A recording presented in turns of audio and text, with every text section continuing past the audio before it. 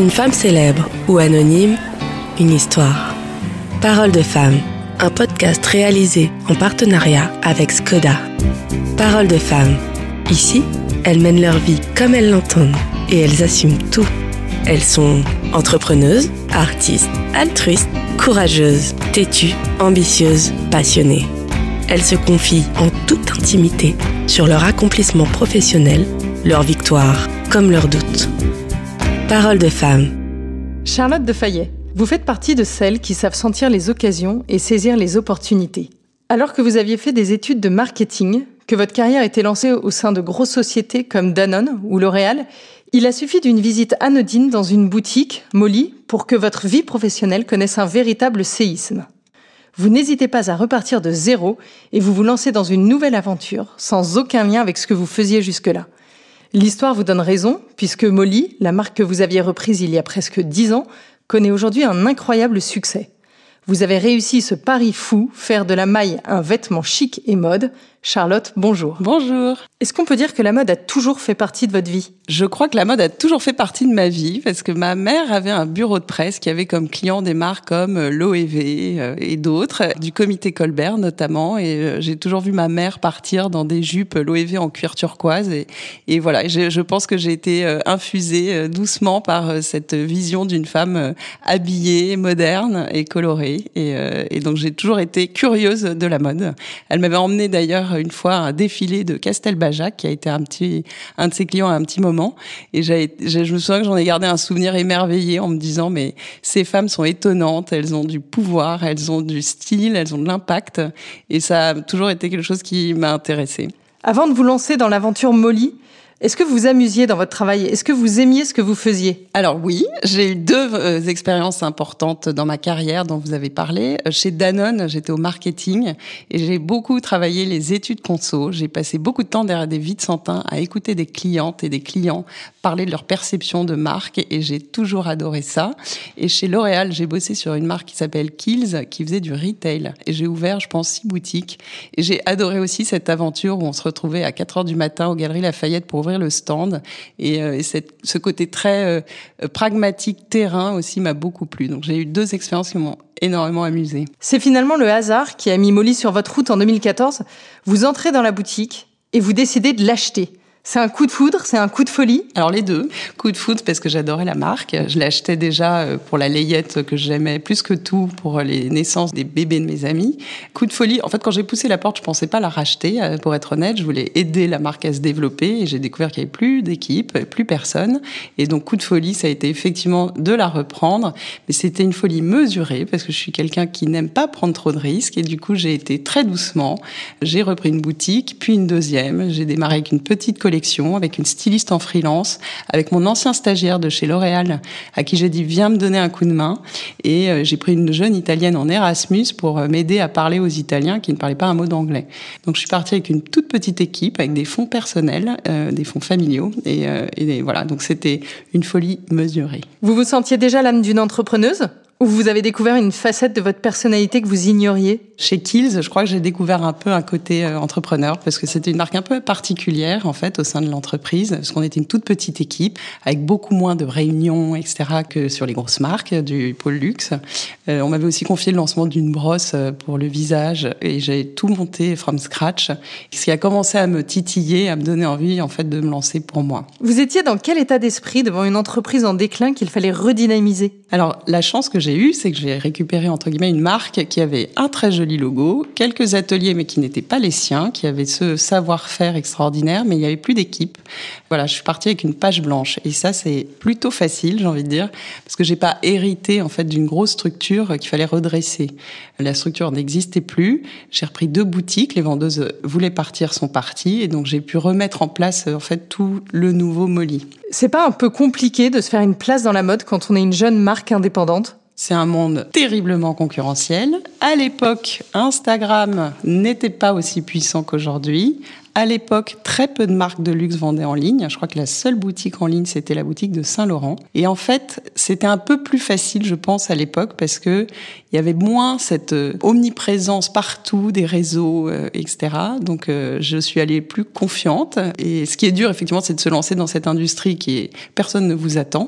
Mais je sentais que j'avais quand même une jolie marque dans les mains et que elle parlerait peut-être pas à tout le monde, mais qu'il y avait certainement certaines personnes avec qui elle allait parler. Alors, qu'est-ce qui vous a séduit sur le positionnement de cette marque ? En fait, ce que j'aimais, c'est que c'était une marque qui avait une histoire, qui avait un savoir-faire, qui était très spécialiste. Et j'ai aimé qu'il y ait un cadre à la base. J'avais une vision de cette marque. Je l'ai beaucoup partagée autour de moi. J'interrogeais très régulièrement des femmes qui connaissaient la marque, à qui j'expliquais ce que je voulais faire. J'ai eu quelques anges gardiens dans cette aventure.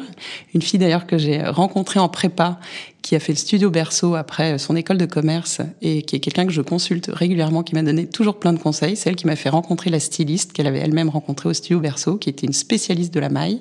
C'est elle qui m'a dit « Attention, la maille, c'est particulier, prends une experte », parce que moi, j'y connaissais rien.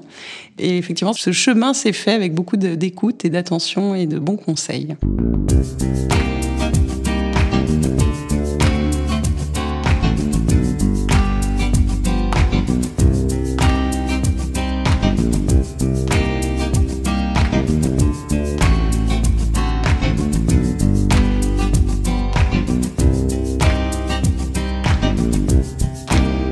Vous avez dû faire une formation à l'Institut français de la mode. Ça fait quoi de découvrir un nouveau métier ? J'ai découvert, j'étais fan de la maille, ça je ne le savais pas.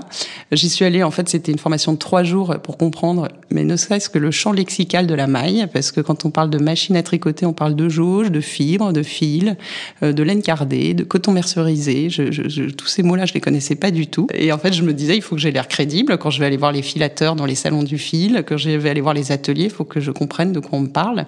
Et j'ai découvert, avec la styliste, quand on a fait la tournée de tous les ateliers avec lesquels on voulait travailler, j'ai découvert un monde de passionnés qui m'ont tout appris.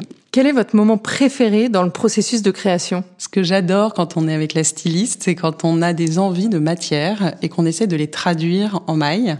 Parce que c'est la particularité de Molly, c'est que c'est pas de la maille comme on a l'habitude de la voir, c'est-à-dire de la maille jersey en cachemire dans lesquelles on fait des jolies formes et des jolies couleurs. Ça, c'est une grosse part de la proposition maille aujourd'hui. Molly, on est vraiment dans le tricot. Et le tricot, c'est des points de tricot, c'est des détails et de la couleur, beaucoup. Et j'adore quand on est toutes les deux en train de se dire, tiens, est-ce qu'on n'essaierait pas de faire une maille origami, une maille zélige, une maille astrakhan, une maille ceci, cela. Et on part vraiment d'envie de matière. Elle briefe, les ateliers. Et quand on reçoit les FedEx, où on ouvre et on voit comment ils ont interprété ça, c'est un grand moment. C'est toujours très amusant. Parce qu'ils font plein de tests, c'est la R&D, en fait. On découvre et on a des coups de cœur ou alors des gros rejets et on avance comme ça. Justement, qu'est-ce qui nourrit votre créativité ? Tout. C'est là, par exemple, pour l'été prochain, je suis tombée sur une photo d'une femme qui tenait 4 paniers de couleurs avec des très belles couleurs que j'ai adorées. Donc, je dis, tiens, on va essayer de faire une jupe comme ça et de travailler avec ces couleurs-là. Et c'est des choses aussi bêtes qu'une photo qu'on peut voir, qu'une exposition pour les couleurs, que je sais que j'avais été voir l'exposition d'Alice Neal et j'ai adoré la façon dont elle faisait poser les femmes et les hommes dans ses tableaux. Ils ont toujours une attitude, une façon de se tenir sur les chaises que je trouvais inspirante. Et ça donne aussi des idées pour de l'attitude, pour de la photo, etc. Donc tout est sujet à trouver des idées pour créer. Quel impact a eu l'aventure Molly sur votre personnalité, sur votre vie ? Molly, c'est mon 4e enfant. Ça prend une place énorme dans ma vie et dans ma vie de famille aussi. Ça m'a, je pense, donné plus confiance en moi. Ça m'a révélé une partie très créative que je pensais pas avoir. Mais on est vraiment à 2 et on travaille à 4 mains avec la styliste. Votre travail et votre talent ont rapidement payé puisque vous avez des clientes comme Sofia Coppola, Léa Seydoux. Ça vous fait quoi de voir vos vêtements portés par de telles célébrités ? Alors, Sofia Coppola, c'est une anecdote assez amusante parce qu'en fait, quand j'ai lancé ce 3e chapitre de Molly, qui est la femme Molly, je me suis fait un mood board et je me suis dit, tiens, qui serait l'égérie Molly si demain j'avais un chèque en blanc et que je pouvais m'offrir l'égérie Molly? Et c'était Sofia Coppola. Et 1 an et quelques après l'ouverture de la boutique, elle est venue, elle habitait encore à Paris à l'époque, pas loin d'ailleurs de la boutique Boulevard Saint-Germain. Elle est rentrée, elle a acheté plein de choses, elle est repartie. Et quand j'ai su ça, j'ai été subjuguée de bonheur. Je me suis dit, ça y est, c'est assez achieved parce que c'est une femme qui a accès à tout. qui est sursollicitée, qui est très discrète. J'aime énormément ce qu'elle fait en tant que travail personnel et j'aime sa façon de communiquer, et sa discrétion et son élégance. Enfin bref, j'aime tout. Et j'étais très contente de savoir qu'elle était cliente Molly. Et la petite anecdote que je raconte, c'est que 2 ans plus tard, son agent a envoyé un mail à l'équipe parce qu'elle voulait voyager, elle partait en voyage et on avait fait une combinaison en maille et elle voulait voyager dedans et on a retrouvé la combinaison qu'on lui a envoyée. Et elle m'a renvoyé un petit mot pour me remercier. Je me suis dit qu'elle était, en plus d'être inspirante, extrêmement délicate et bien élevée. Donc c'était un... Voilà. Après, les personnalités, je les vois pas, pour être tout à fait sincère, mais j'aime énormément de voir ces femmes que je croise dans la rue en Molly. Ça me fait très, très plaisir. Et aujourd'hui, quelle personnalité vous rêveriez d'habiller ? Alors pour être honnête, j'ai pas de rêve de personnalité que j'aimerais habiller. Plus j'habille des femmes qui ont besoin d'être habillées et confortables dans leurs vêtements, des femmes qui ont des agendas surchargés et des vies actives. Je suis très heureuse de savoir que je les habille. J'ai envie d'en habiller encore plus, qu'elles comprennent la proposition Molly. Mais j'ai un petit clin d'œil à des femmes auxquelles je pense souvent, où je me dis mais mon Dieu, ce qu'elles ont l'air mal dans leurs habits et pourtant elles n'ont pas le choix. Ce sont les hôtesses de l'air Air France qui sont dans des vestes étriquées et des jupes étriquées. J'adorerais pouvoir leur proposer un ensemble Molly pour voyager. Selon vous, à quoi ressemble la tenue idéale d'une femme en 2024 ? Alors moi, je crois beaucoup au darwinisme dans le vêtement. D'ailleurs, quand on voit des films futuristes, en général, les hommes et les femmes sont habillés en combinaison, en maille, parce que c'est souple, parce que ça s'adapte à nos mouvements, à nos vies.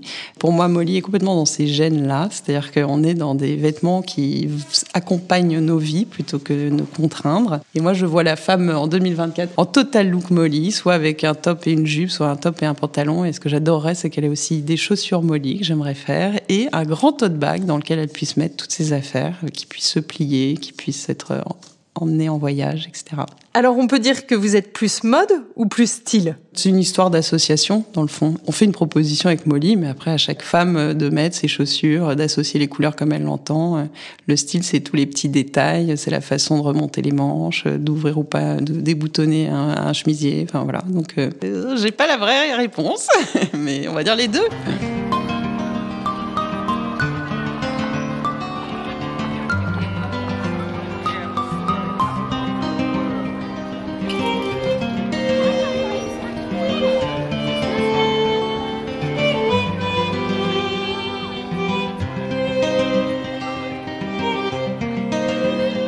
Charlotte, vous avez remporté le prix du public lors de la grande finale du prix Business with Attitude de Madame Figaro. Ça représente quoi pour vous ? Ce prix, ça a représenté beaucoup de joie et de fierté pour l'équipe notamment. Il y avait 5 personnes dans le public de l'équipe.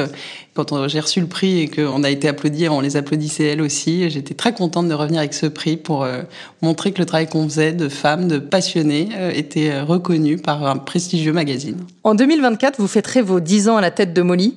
Vous les voyez comment les 10 prochaines années ? Je les vois avec toujours une belle croissance, sans excitation, j'ai envie de dire. J'ai pas envie de courir le monde. J'ai envie que les choses se fassent progressivement, naturellement, avec des belles rencontres qui donneront peut-être des belles collaborations. J'ai envie d'ouvrir un petit peu plus de boutiques, des petits écrins dans lesquels les femmes pourront découvrir en vrai les vêtements et qu'après elles puissent acheter en ligne, parce que c'est un vêtement très facile à acheter ensuite en ligne. J'aimerais que l'équipe qui est là soit toujours là. Ça sera le signe qu'elles sont heureuses et qu'elles sont toutes aussi passionnées que moi. En parallèle de votre activité, vous êtes mère de 3 enfants. Eux aussi, ils aiment la mode ? Ils aiment Molly ? Pas spécialement. Ça ne les intéresse pas encore. J'ai une fille qui a 13 ans qui commence un peu à me piquer des affaires, mais et 2 garçons qui s'en fichent complètement. En revanche, je pense qu'ils aiment Molly parce qu'ils en sont fiers. Ils me pincent quand ils voient quelqu'un habillé en Molly. Ma fille reconnaît, mes garçons pas vraiment. Une anecdote, au mois de juin, j'avais beaucoup trop de choses à faire. J'ai loupé des rendez-vous, des sorties, etc. Donc j'ai eu un moment un peu dépité dans mon canapé un soir en disant j'y arrive plus là, j'ai trop de choses. Je prenais le métro dans le mauvais sens. Enfin vraiment le moment où on voit qu'on a trop de choses dans la tête. Et là mon fils, donc je lui dis tu sais, je crois que là je suis submergée. Il me dit mais maman, tu as remporté ce prix, il sait plus lequel, mais en tout cas j'avais ramené la Coupe du Monde à la maison pratiquement. Et il était tellement fier. Et c'est marrant, c'est là que je me suis rendu compte qu'en fait ce prix, et même pour eux, enfants, ça a été Ils étaient très fiers, quoi. Ils ont 10 ans et 5 ans, donc je pense qu'ils ne savent pas ce qu'est le Madame Figaro, mais ils étaient quand même très très fiers pour moi. Et pour le reste de la famille, vous êtes un peu devenue la styliste attitrée ? Non, elles ont leur goût, elles sont très sponsors de Molly. J'aime beaucoup voir ce qu'elles choisissent, parce qu'elles ont des styles différents, et ça me rassure de me dire que je m'adresse à des femmes qui n'ont pas le même style que moi. Ce qui me fait plaisir, c'est qu'elles me disent toujours, quand elles mettent du Molly, elles ont des compliments, et ça c'est ma plus grande fierté. Vous êtes assez discrète sur les réseaux sociaux. Vous faites attention à ne pas trop vous exposer ? Molly ne porte pas mon nom. Je suis une étape dans la vie de cette marque qui a plus de 130 ans. Je cherche pas à exposer plus que ça qui je suis. Je suis fière d'exposer mon travail et d'exposer l'équipe plus que tout, même si elles sont moins friandes. Mais voilà, j'aime cette discrétion. Quand vous ne travaillez pas, vous faites quoi pour vous changer les idées, pour décompresser ? Évidemment, une des meilleures manières de décompresser, c'est de jouer avec ses enfants. On pense à autre chose. À la campagne, on fait beaucoup de vélo, donc on se balade. Les voyages aussi, on voyage beaucoup en famille. On a des bons moments familiaux. Je pense que c'est là qu'on est on décompresse le plus. Chez Molly, quel a été le moment le plus difficile ? Un des moments que je trouve le plus compliqué, c'est quand le Covid est arrivé, qu'il a fallu fermer les boutiques. Je me souviens que les 10 premiers jours, j'étais vraiment très, très, très perturbée. Parce qu'on reste une petite équipe, une petite société, et que je me disais, mais toutes ces boutiques fermées, ces loyers, ces vendeuses, comment on fait ? Et je me souviens très bien de l'intervention de notre ministre de l'économie qui nous a dit « Vous serez aidés », ça a tout changé. Mais avant était très très perturbant et très stressant. Vous avez le souvenir d'une anecdote rigolote, par exemple en boutique ? L'anecdote de Sofia Coppola, moi, je la mets quand même dans les moments les plus étonnants, parce que vraiment je l'avais punaisée dans ce moodboard un an avant, et qu'elle soit dans la boutique. Et d'ailleurs je me souviens de la vendeuse m'appelant en chuchotant, en disant « Il y a Sofia Coppola, qu'est-ce que je fais ?» J'ai dit « Mais ne fais rien ». Voilà, on la remerciera plus tard. Et voilà, c'était un joli moment. Est-ce qu'il y a un moment dans votre carrière où vous avez douté, où vous avez eu envie d'abandonner, où la marche était trop haute ? D'abandonner, non, parce qu'il n'y a jamais eu de signaux dramatiques obligeant à arrêter. Enfin, à partir du moment où une marque se développe de façon raisonnable, raisonnée, l'entreprise est saine financièrement. Après, oui, c'est dur, l'entrepreneuriat, c'est le roller coaster, c'est des hauts et des bas, mais finalement, on retient plus le haut et la trajectoire de fond qui reste quand même une trajectoire qui monte. Dans votre parcours, qu'est-ce qui vous rend la plus fière ? Moi, la fierté, c'est quand je vois ces femmes que je croise dans la rue en Molly. Ça, je suis très contente. Ça me fait plaisir parce que je me dis, c'est pas la mode pour les moodboards et les photos, c'est la mode pour la vie et pour les femmes et pour... On est du côté des femmes. Voilà. Et je me dis, c'est ça ma fierté. Ça sert à certaines. Voilà. Jusque-là, quel a été votre plus gros défi ? Alors, le gros défi dans l'industrie, en tout cas vu le positionnement de la marque, c'est d'avoir des produits de belle qualité. C'est vrai que c'est un vrai défi parce que ça demande beaucoup de temps, c'est très exigeant, mais je veux être absolument, que ce soit toujours parfait. Donc, c'est ça le défi, de tenir à cette image que la marque a. Et aujourd'hui, quel est votre prochain Everest ? Alors moi, j'aimerais beaucoup qu'on se développe aux États-Unis. Ça va être mon chantier des mois, des années à venir. C'est un marché très grand, avec des femmes très habituées à acheter en ligne. Il y a quelques endroits assez identifiés où les femmes peuvent comprendre ce qu'est la marque et devenir aussi des fans, comme on a ce fan club parisien, mais aussi en Belgique, en Suisse, en Corée ou au Japon. Et je sais que le marché est grand et voilà, il a un vrai potentiel. Vous avez un mantra qui vous guide au quotidien ? Alors moi, la phrase de base que j'ai, c'est « Qui ne tente rien n'a rien ». Donc, faut tenter. Voilà, il n'y a pas de raison de ne pas essayer. C'est ce que je disais l'autre jour aux femmes qui hésitaient à postuler au prix. Je disais « Mais en fait, il n'y a rien à perdre, donc allez-y ».